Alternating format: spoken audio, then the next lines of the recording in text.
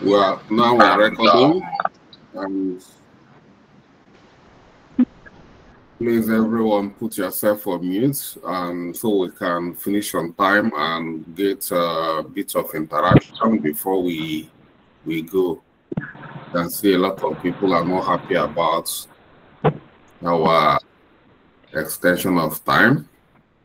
I respect people's opinion, more especially if we agree to do something, we do it the way we agree. But if we are being a bit, have a like extra fractions away from our time, that should be condoned. All right, thank you for everybody's participation.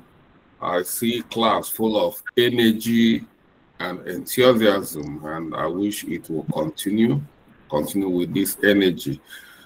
Tonight, we are going to be looking at project management life cycle. Everything in this life have a life cycle. That is what we mean by project. One of the characteristics of a project being temporal is because a project is temporal. That's why we can be able to define the life cycle of a project. All of us here will have our life cycle, like when we are born, we start nursery school, we start primary school, we start secondary school, we go to university, we start working, and we come back to boot camp to keep on upscaling. You see, that's the life cycle, our career life cycle as a human being. Everything have their own life cycle. At every stage within that life cycle, something happened.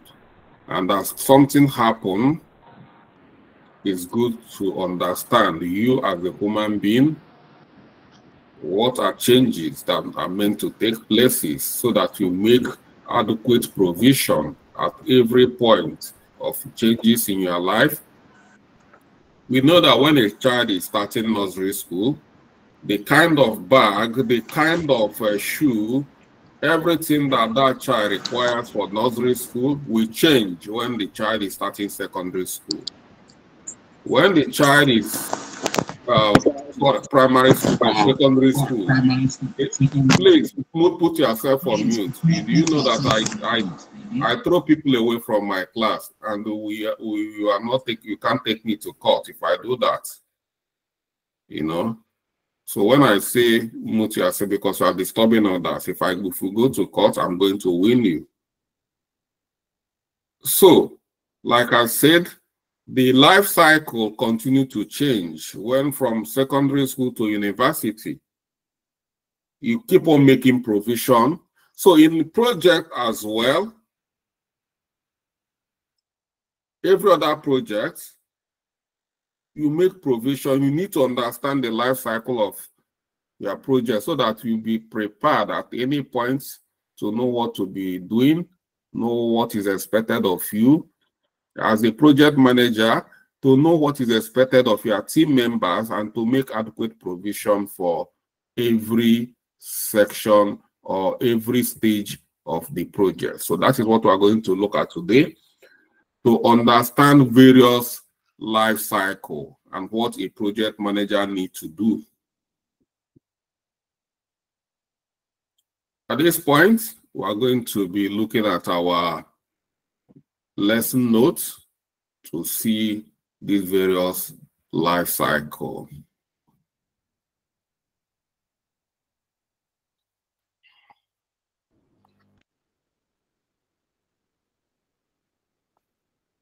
So you can see this diagram.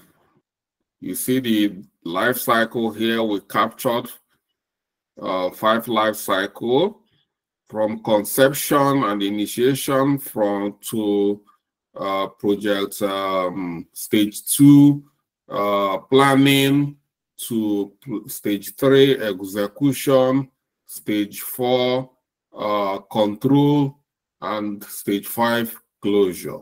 So this is a diagram that illustrates the life cycle. That is how a project, every project starts from project conception. The project management life cycle encompasses the stages through which a project evolves from the inception to the completion. There are typically 5 main project life cycle. Yes, there are 5, but in my own project, most of my projects, I make it 4. You see this, this is the 5th life cycle. This number 4, this is the life cycle, is part of the life cycle, but I remove this number 4 and merge it because I don't want to see monitoring and control as a space, because as a project manager, this monitoring and control starts from the first day that project is initiated. From conception, you start monitoring and controlling your projects. So, statutorily, the way it is that it's 5 life cycle, but the way, and so many other people have seen, organization, we said is 4, have 4 life cycle. But let's get started and we'll talk about the stages and various things that happen within the stages. So the first life cycle, you see, in this life cycle, I try to break it down in what we call work breakdown structure so that you can give us a better look and meaning on what we need to do at every stage. This is initiate stage, and this is the phase 1 of this project. That is under 1.0, that is initiate stage. What are we supposed to do at this initiate? So, initiate stage is the stage where we define the project's objective, scope, feasibility, and justification. That is what we capture at this initiate stage. That is the first stage of this project. And these are various activities that happen within this initiate stage. We conduct feasibility study, assess the viability and practicability of the project. That is what we do. We conduct feasibility reports, that is deliverables, and project viability assessment. It's part of what we do in this initiative. We identify stakeholders and their expectation at this point, identify all the stakeholders and gather their requirements. We collect the stakeholders. Hello. Hello. Yes. Who is helloing?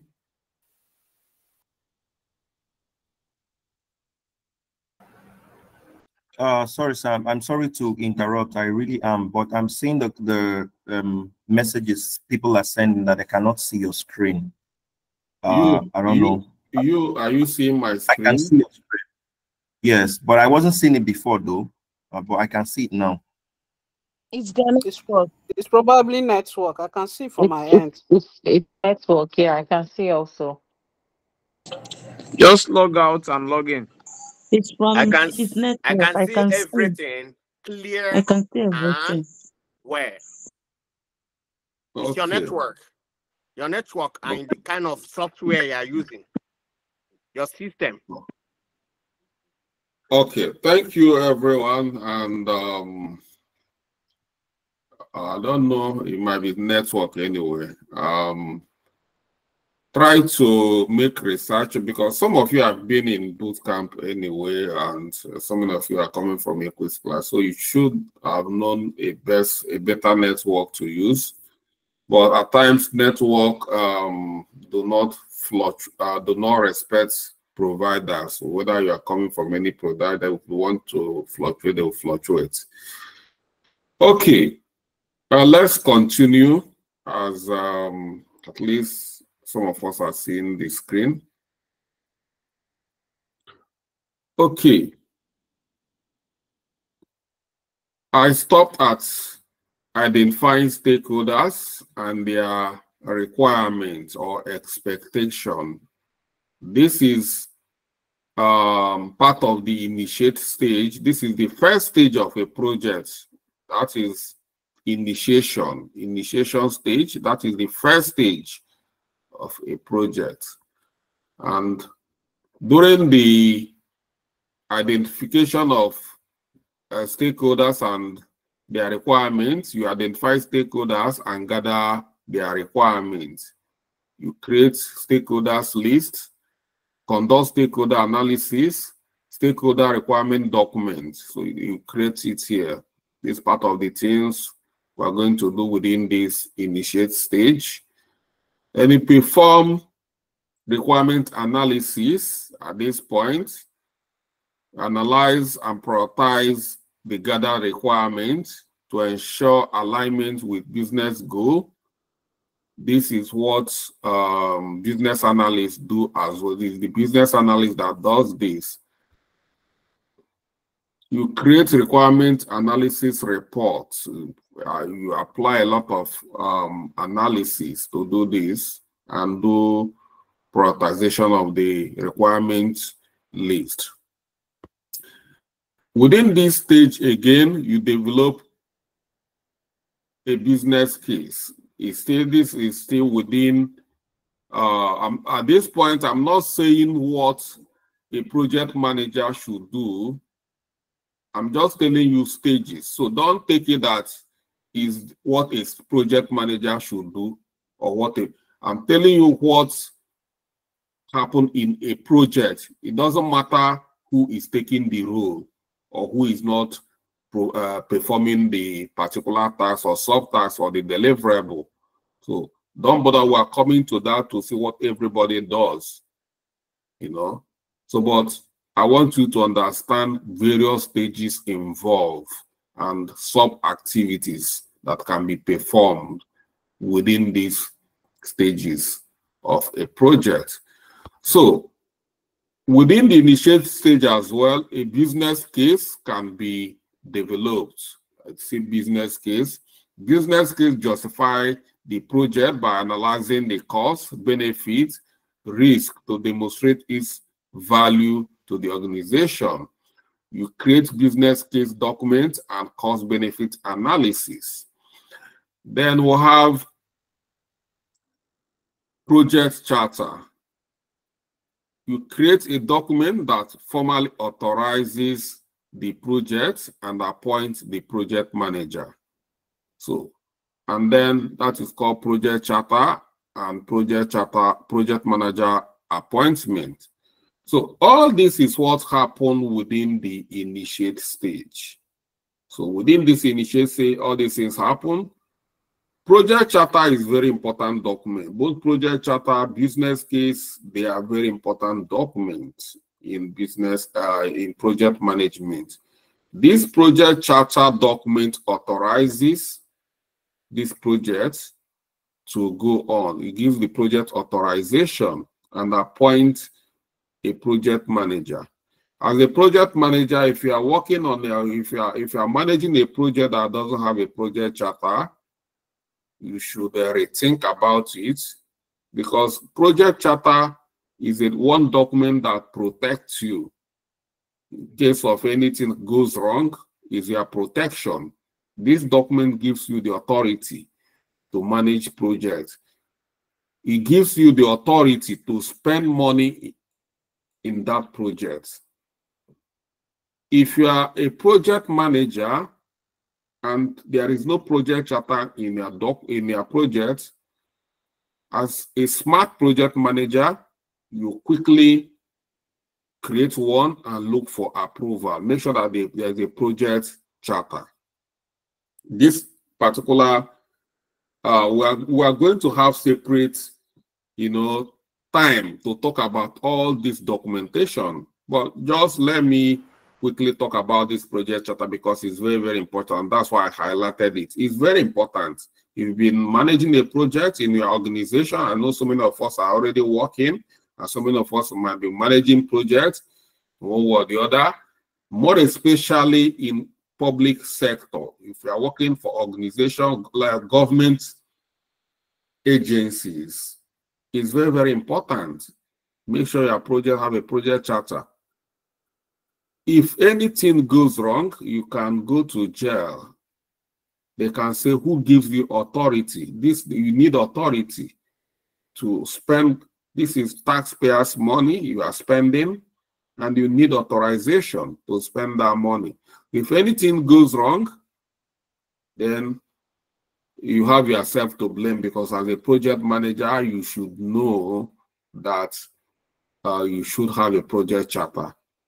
So that is it. So let's carry on. When we get to that stage, we'll talk authoritatively about project charter and what is involved. Then we have the second stage of the project. As soon as we have a project charter that authorizes the project to go on, planning starts. Within this stage, develop detailed project plan, schedule, and budget. Now the project will have what we call work breakdown structure. The project manager creates a work breakdown structure. We break down the project deliverable into manageable stages and tasks. We create a detailed work breakdown structure. And then work breakdown structure will become a foundation for the project manager to create a project plan. At this point, the project manager outlines the project objectives, scopes, schedule, budget, quality requirements, and all the resources available. It contains in a detailed project management plan, project plan. Within this stage, the project manager starts identifying and assessing risk within the project, because the project have started. You have to start identifying risk. Identifying risk, please put yourself on mute. At this point, start identifying project risk and creating risk mitigation strategies. Here are some of the documents we might be using is risk register, risk mitigation strategy. We equally have RAID.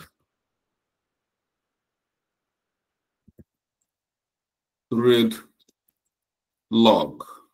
So these are some of the documents we'll be creating. So we'll have time to talk about all these documents in details and then teach you how to create them. And you should be able to create your own and use one. Then we'll have established communication channel. Develop a communication plan to ensure effective reporting and stakeholder engagement. You need to create a very detailed communication plan to engage your stakeholders. So this is what we do within this stage. And then execution. So this is the third stage of a project. You see the way the project is progressing. That is their life, the life of a project. This is at the peak of the project life. This is the peak, execution. Carry out the project activities as per the project plan. All the activities you have been planning within the project plan, at this point, you start execution. Mobilizing resources. You gather and allocate project personnel, equipment, and materials. This is the time you start allocating all this. Resource allocation reports and team assignment. This is it at this point.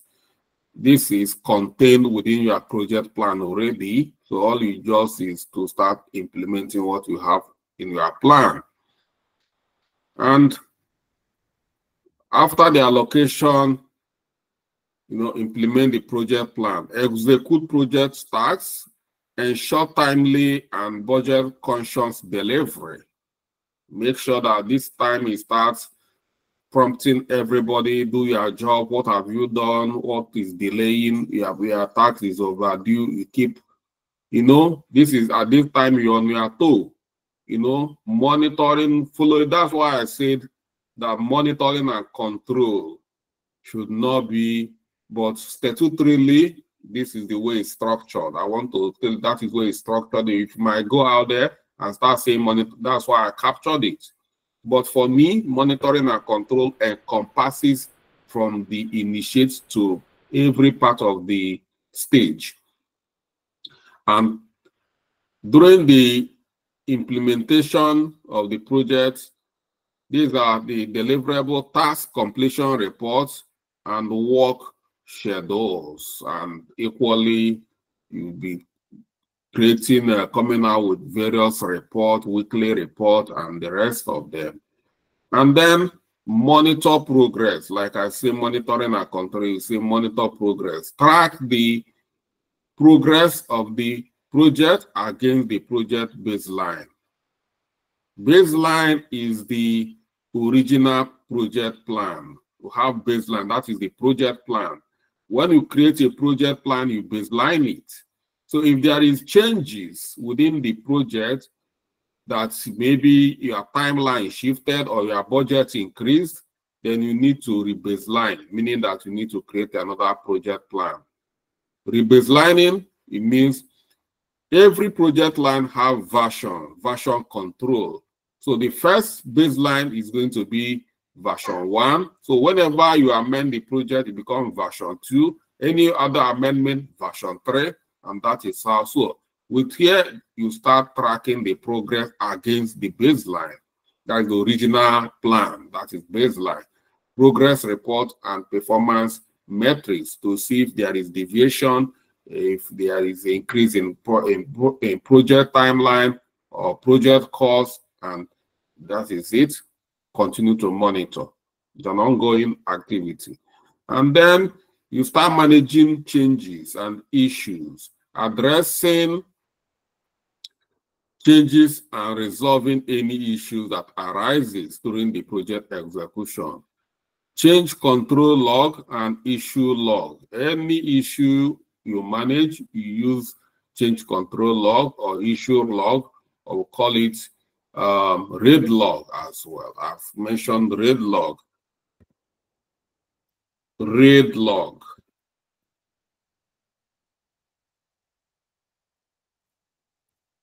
So RAID log here will mean, by the full meaning of RAID, is risk.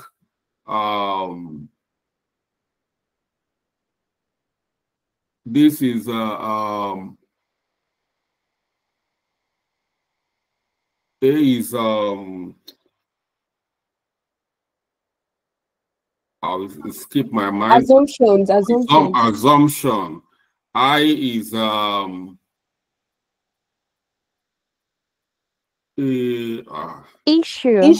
issues, and then D is dependencies. Sorry about. So that is what we mean by RAID log. So we use it to manage risk.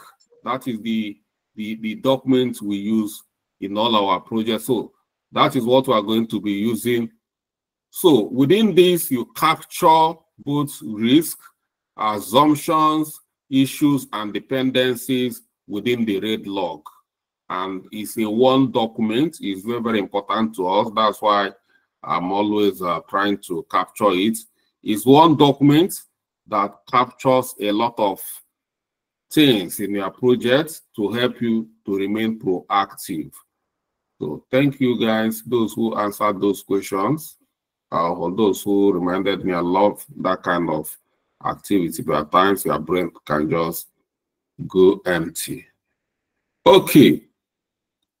Then we have to move to number 4 of the project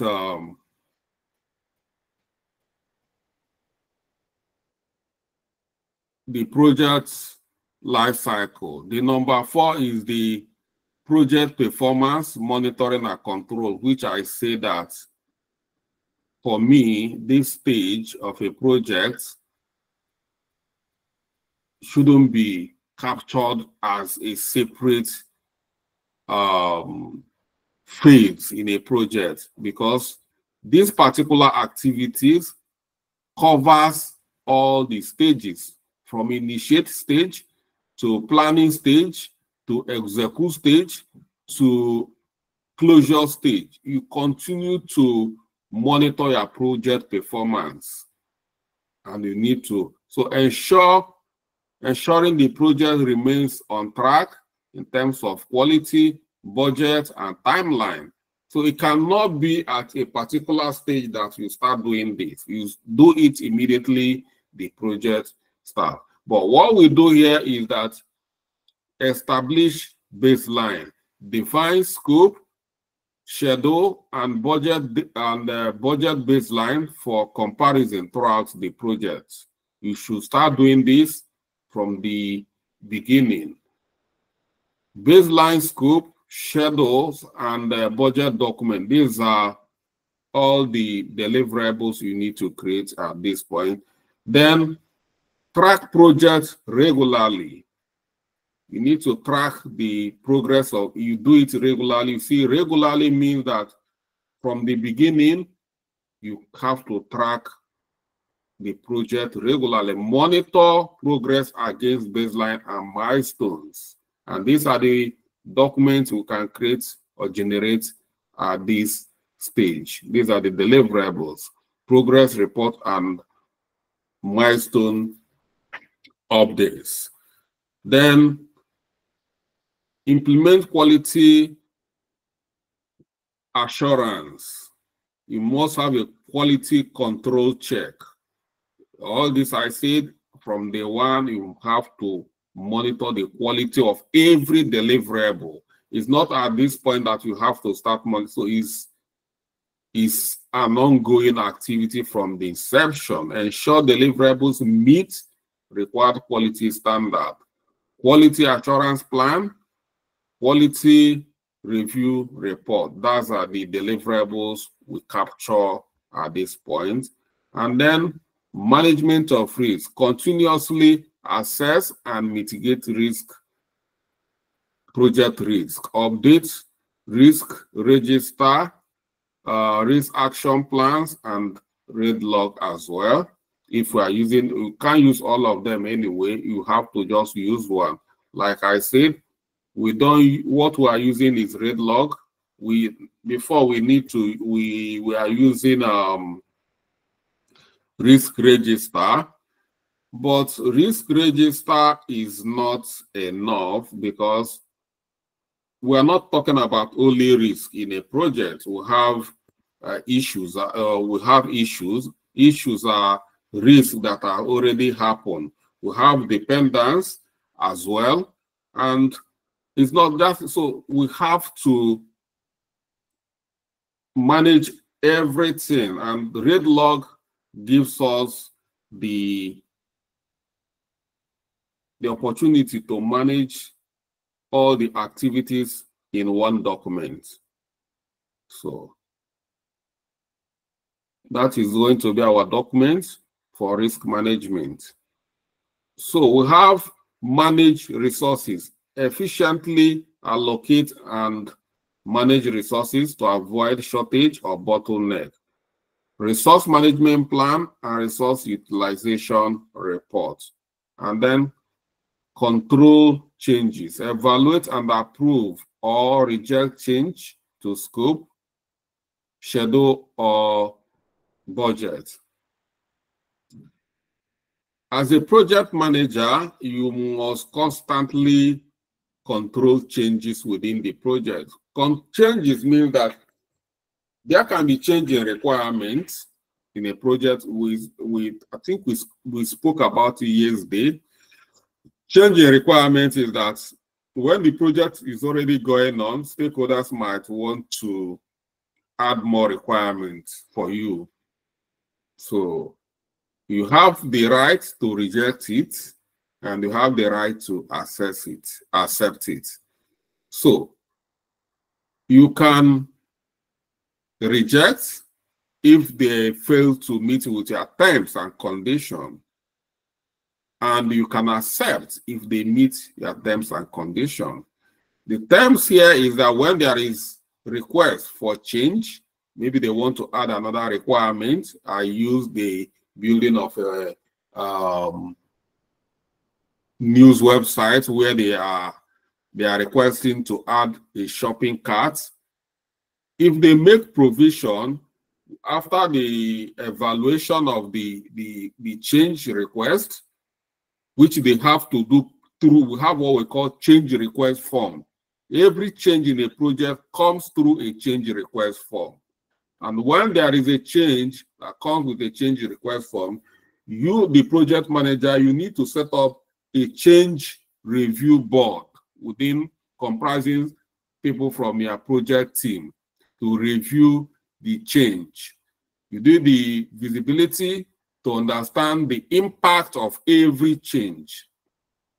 When you understand the impact, this will give you the insight of how much time is required and how much finance is required in order to implement that new change. So you need to capture that and present that back to the stakeholder. If they want to address that change by making provision for the change, then you can accept. But if they refuse, then you have right to say, no, this does not contain within the first project plan or what is contained within the project charter, because the project charter contains everything when the project is started. But when there is a change, then there should be an update showing that there is more changes captured or more requests or more requirement captured. So you need to evaluate and approve or reject change to scope, schedule, or budget. So you need to create change control process documentation, approval or reject change requests. This is the documentation you need to create at this point. And then maintain communication, ensure open, transparent communication among stakeholders. Here you need to, every meeting, have meeting and update all the meeting logs. Have a meeting log where you capture all the minutes of the meeting. So this is activities that we as the project managers must perform when we are trying to control, when we are trying to monitor and control a project. You see all these activities, you must, as a matter of fact, this is what you do regularly within your project. You capture all this. Yes, it's good to capture it so that you know what exactly you need to do when you are planning, trying to, monitor and control the projects you are managing. And the last but not the least is the closure stage. At this point, you formally complete the project and hand the project over to the stakeholders. What do? You conduct project closure meeting, review project achievement, discuss lesson learned, and gather feedback. And you produce this deliverable, closure meeting minutes, and lesson learned document. Then obtain formal acceptance. At this point, if you are working with a business analyst, the business analyst will have to obtain formal acceptance from the stakeholder or from the client, receive formal sign-off from the stakeholder on the project deliverable. The document is acceptance document and handover report. And if there is no business analyst, you, the project manager, can do this as well. Then, close contract and financial account. Ensure all contracts are closed and financials are settled. Close all contract and financial reports. Every contract within the project, as you are closing the project, you must make sure that you settle everything. You cannot write a closure report until you make sure that all the contractors, if you are owing anybody or everything must be settled before you proceed to document project closure reports. As a project manager, you create closure reports and archive project documentation for future references. So this is what all these documents, you move them, we call them project repository, where they are archived for references. The project closure report archived for documentation and for referencing. So this is the step-by-step, action by action, activities by activities, deliverables that contain within the various stages in a project. So if you don't know anything about projects, if you have not managed project before, if you've not heard about project before, if you lay your hands in a document like this project breakdown structure for project management life cycle, you can do something, you can really perform. Even if this is your first time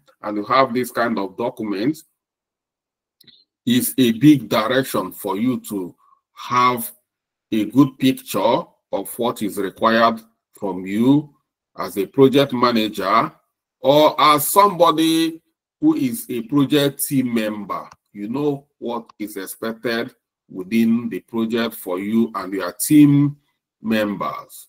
So understanding project management life cycle is essential for effectively managing projects from start to finish, and by following structured approach and adhering to the key phases of initiate, planning, execute, and closure, managers can increase the likelihood of project success and deliver valuable outcome to stakeholders.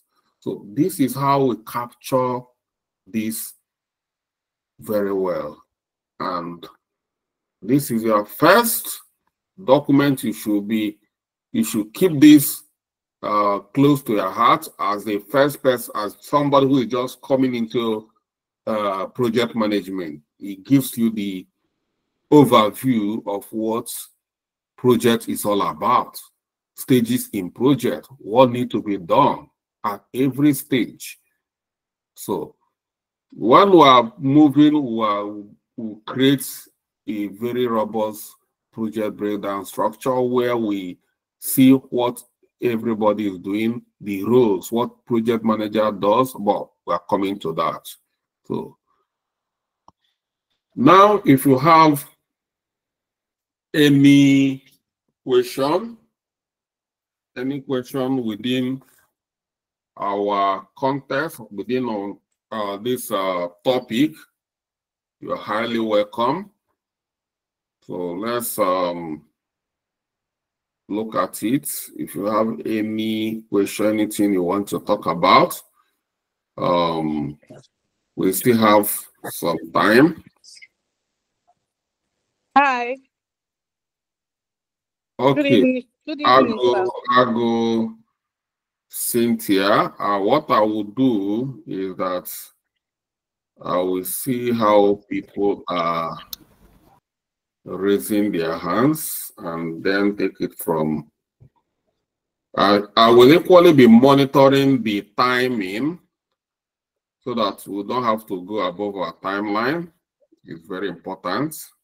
So, I'll go Cynthia. Good evening, Mr. Charles. Good evening. There is a place you said something about charters. There is something before the chartered something you said. Then I'm now asking, the charter you mean, does it mean like someone guarantees? Let me hold you there.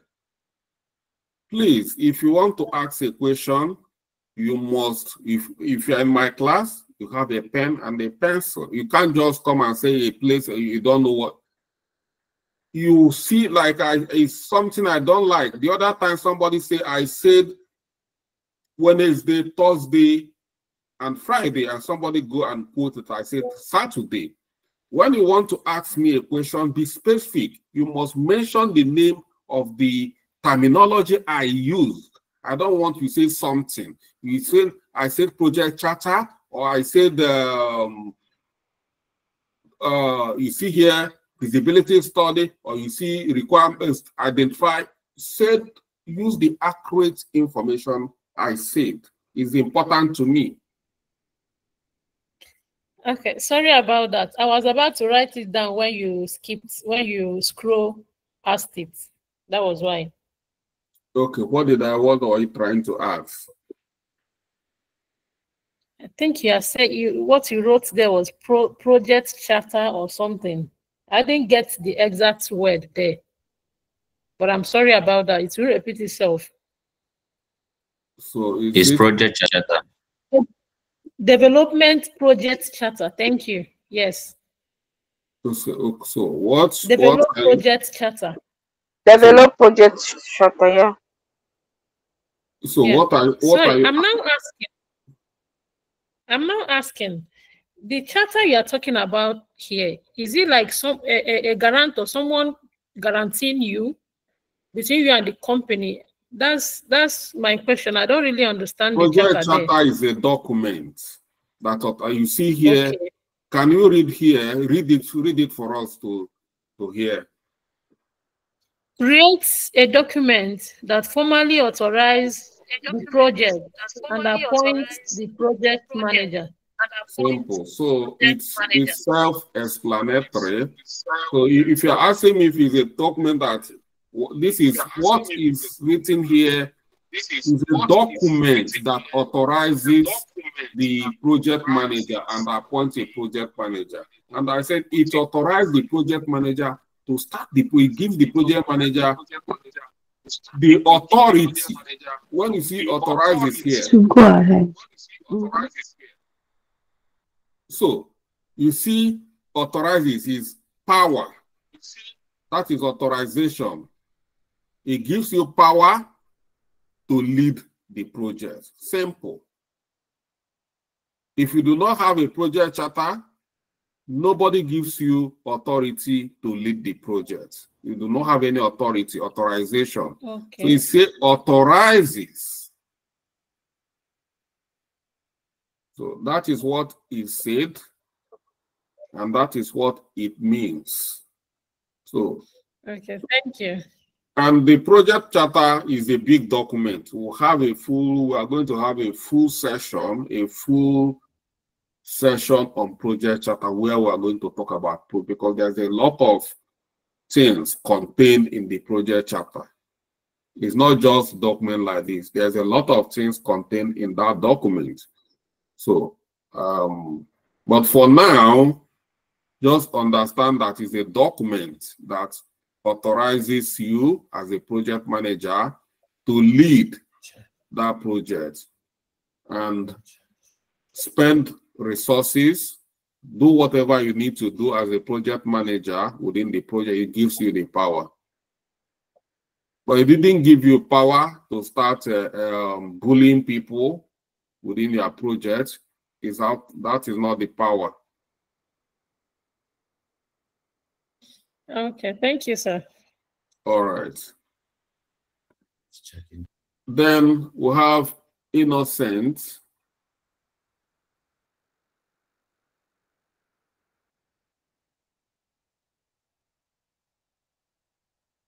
Innocent. The other name is really I will pick the ERZO.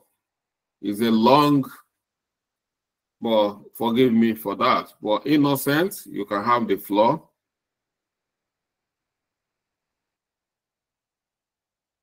Okay, Innocent is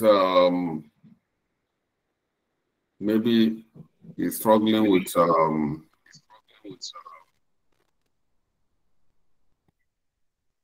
okay, AV Queenette. Okay. Good evening, Mr. Charles. Good evening.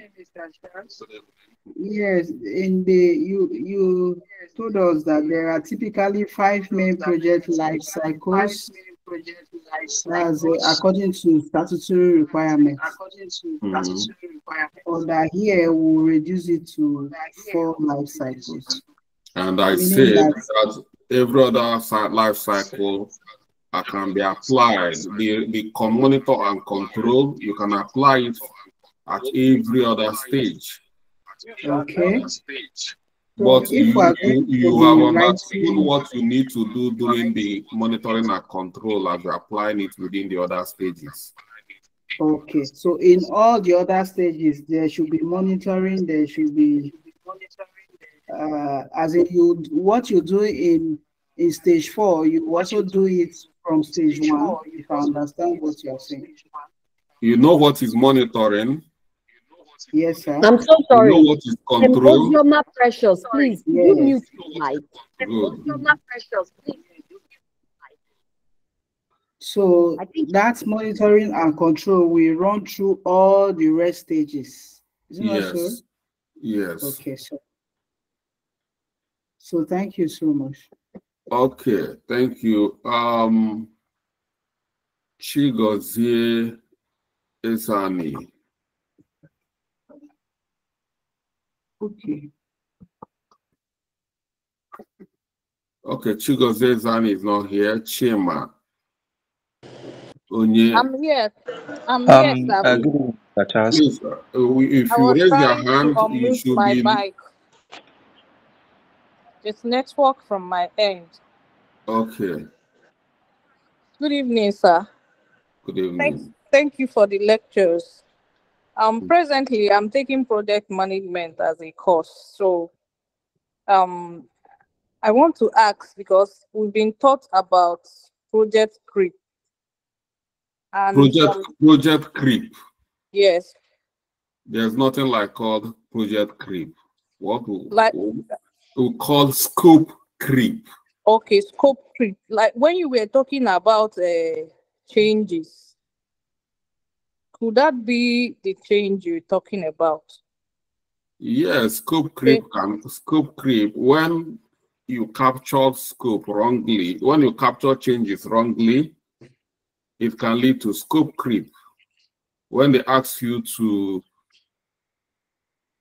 capture more requirements or requesting you to do more things within the project that is not contained within the project charter, and you agree to do it, scope creep can be doing something that is not contained within your project charter. You added something that is not within the scope. You are going. I think yesterday I made a mention of scope creep. When you are a driver, I used an illustration as a driver. When you are driving out of your lane, that is scope creep. So you should have learned that. You weren't in the class yesterday? No, I was not in class yesterday. Okay, that is scope creep. Scope creep is when you are moving out of your original plan. Okay. Does it mean like the stakeholders bringing in changes into the project? When they're adding changes, it can lead to scope creep. If they approve the changes, make adequate requirements, and then the whole project plan will be amended to accommodate the changes, it's not going to be scope creep. But when it's not contained in the original plan and you accept it, that is scope creep. That is out of plan. It's very simple. Okay, thank you. Yeah. moving out of your plan, original plan, is simple like that is scope creep. Chima Onyena. Yes, good evening, Mr. Charles. Good evening. 2 questions I have. Number one, just briefly explain how to conduct a feasibility studies, and if there is any way or procedures to conduct feasibility studies. Thank you.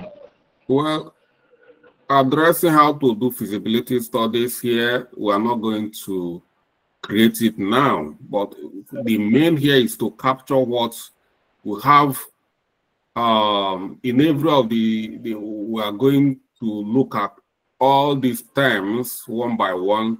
I'm not going to be telling you because we don't have time. Feasibility study is not something, but feasibility study is to assess the viability of the project in a simple language. Feasibility.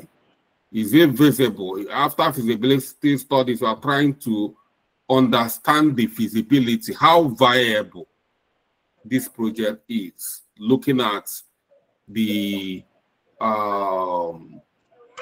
stakeholders' expectations and the objective. From you. So that is what I mean by feasibility studies.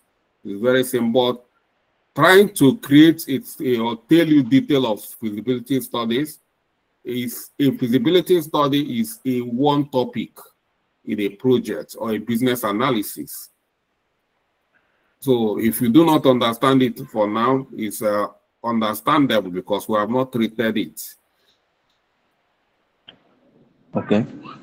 Yeah. All right. Thank you. Cyprian Emuche. Good evening. Good evening.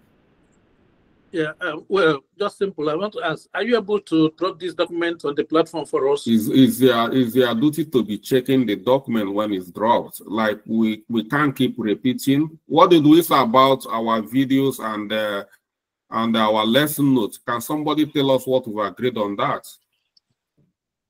That it will be dropped in the that portal that you said we should sign up on.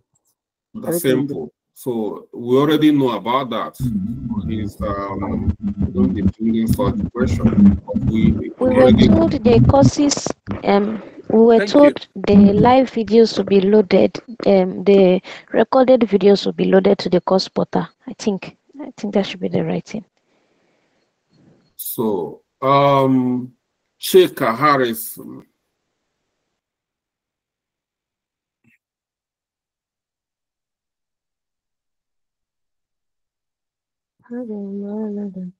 Okay, Blessing Wangu. Once it's 9:30, we stop. Good evening, Mr. Charles. Okay, Blessing. Can you hear me? Yes. Yeah, this is Blessing.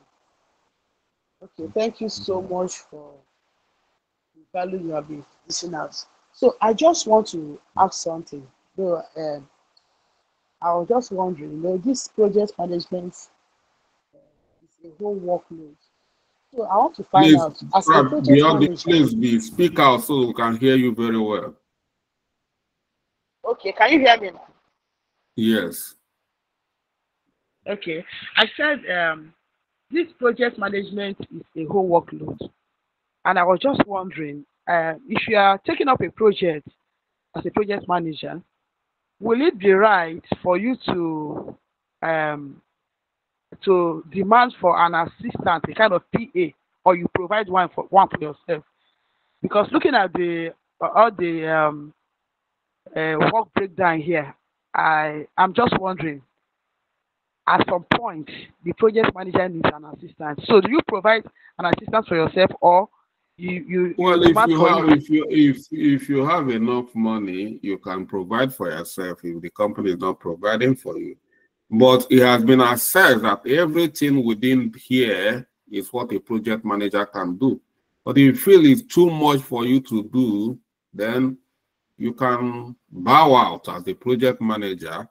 But there are so many project managers, it has been proved that a project manager can do this very well. But if you feel you cannot do it, then it means the career is not for you. They cannot be paying you ridiculous amount of money to be doing nothing. So that is the answer to that. So if you, these are what you are meant to do as a project manager. Although you see some of those areas, I already pointed out that these are some of the things the business analyst must do. But even the ones business analysts do, you must still be participating, contributing, effectively leading every process, every document, every deliverable. You must lead it. You must make sure that it's done because you are accountable. You make sure that everything is done. If it's too much for you, then I think it's early time you maybe start looking for another career. But I've seen people, people doing it. 4 years ago, one of the students that got a job that is paying her $40 an hour 4 years ago from my boot camp. She was 17 years and she was, I think, in first year in the university. And she was doing it very effectively for a Japanese company working from, she was working from Nigeria remotely for that company that is in Japan. The point I'm making here is that even a secondary school student can manage a project effectively. So it's not a big deal. For a graduate who is feeling that it's too big, I don't think so. Because a secondary school student, if somebody with O level, with this document here, I've created here, if I hand it to somebody who is O level, who is very smart, the person can manage the project very well. So that is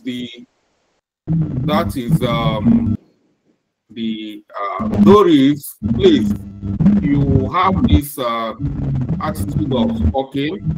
You see other people raising their hands. If you want to speak in my class, you follow the queue. People don't jump queue in my class. I have to appoint you before you speak. That is the procedure. That is what we call being principled. You have to apply it. A project manager is a principled leader.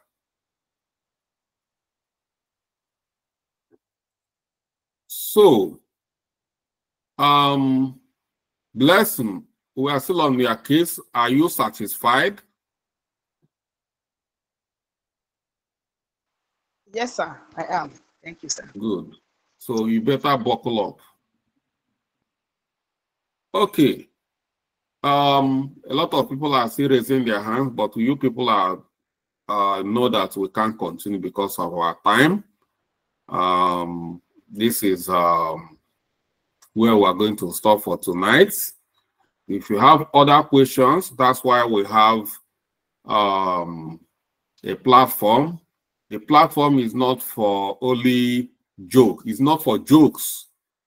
It's for brainstorming issues related to topics. Like when we finish a topic like this, it can be dropped in a timeline in our WhatsApp group, and we'll start, breaking it down. So if you have challenges with other things, you can equally drop it. Issues, this is what we use our timeline. We don't use our timeline for selling of products. If you come and post product in our timeline, the fine is 1 week suspension. Thank you, guys, and we'll see tomorrow, not on Saturday. We said tomorrow. Thank you very much. Thank you. Thank you. Thank you so very much. Good night, everyone. Thank you. Good night, sir. Good night, everybody. All right, good night, everybody. Thank you. Thank you. Good night, everyone. Hello, Mr. Charles. Can I say something? Speaking of the platform. What do you want to say? I did drop a question yesterday after yesterday's class in the platform.